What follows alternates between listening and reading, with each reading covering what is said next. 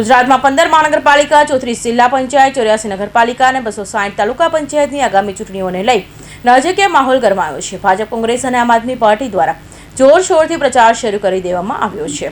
ઉમેદવારી પત્રકોની ચકાસણી પ્રક્રિયા પૂર્ણ થતાં જ હવે 15 એપ્રિલ સુધી રાજનીતિનો ખેલ ખેલાશે. કોંગ્રેસને હોર્સ ટ્રેડિંગનો ભય સતાવી રહ્યો છે. કોંગ્રેસને મોટાભાગના ઉમેદવારોના ફોન બંધ થઈ ગયા છે અને હવે તેમના વાડાબંધી શરૂ કરી દેવાઈ છે. આ તરફ ભાજપ ઉમેદવારી પાછી ખેંચાવી વધુ બેઠક બિનહરીફ કરવાની ફિરાકમાં છે.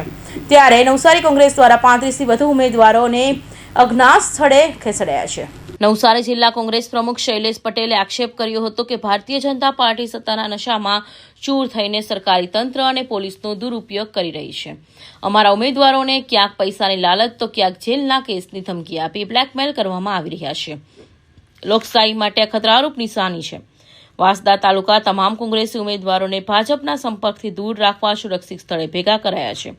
એક પીઢ આગેવાન પર એક્સપ્લોઝિવનો કેસ કરવાની ધમકી આપી તેમના સંબંધીનું જિલ્લા પંચાયતનું ફોર્મ ખેંચવાનો હોવાનો દાવો કર્યો હતો.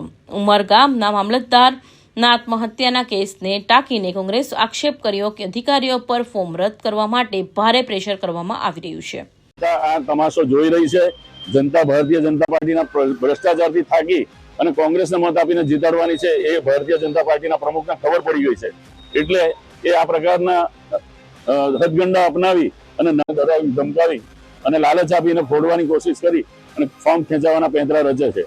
પરંતુ મારે અહીંથી અમને ચેલેન્જ આપવી છે કે જો તમારા આટલી મોટી તમારી ભારતીય જનતા પાર્ટી હોય, દેશમાં, રાજ્યમાં અને તમામ જગ્યાએ તમારું શાસન હોય અને તમે જો વિકાસ કર્યો હોય અને તમારી વિકાસની રાજનીતિથી લોકો ખુશ હોય તો તમારે આ બધા ધંધા નહીં કરવા જોઈએ. નાના માણસો સામે લડીને જીતવાની કેપેસિટી નહીં હોય તો જ આ બધા ધંધા કરવા પડે. એટલે હું અહીંથી ગુડાલાલ શાહને, જિલ્લા પ્રમુખને ચેલેન્જ કરું છું કે આ પ્રકારના પ્રપંચ કરીને તમે જીતશો તો એ તમારી બાયલાગીરી કહેવાશે. અમે અમારા લગભગ 100 થી વધુ ઉમેદવારોને સેફ સાઇડ કરી દીધા છે. સેફ સાઇડ એટલે કે એક જગ્યાએ એકત્રિત કરીને એમને સૂચનાઓ આપવામાં આવી છે. કારણ કે ભારતીય જનતા પાર્ટી એમના નશાના સટ્ટામાં ચૂર બની છે અને એમણે બેફામ રીતે ક્યાંક પૈસાની લાલચ, ક્યાંક ધમકીઓ અને સરકારી તંત્ર પણ આખું એમની સાથે કામ કરી રહ્યું છે. પોલીસ હોય કે અધિકારીઓ હોય પણ સીધા ઉમેદવારો પર પ્રેશર લઈ જઈને એમને બ્લેકમેલિંગ કરવાનું કામ કરી રહ્યા છે.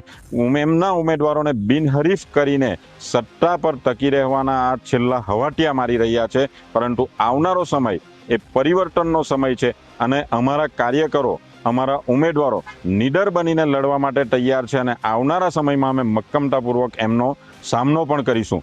કેટલાક ઉમેદવારોને ધાક ધમકીથી ઊંચકી જઈને પણ ફોર્મ ખેંચાવવામાં આવ્યા છે.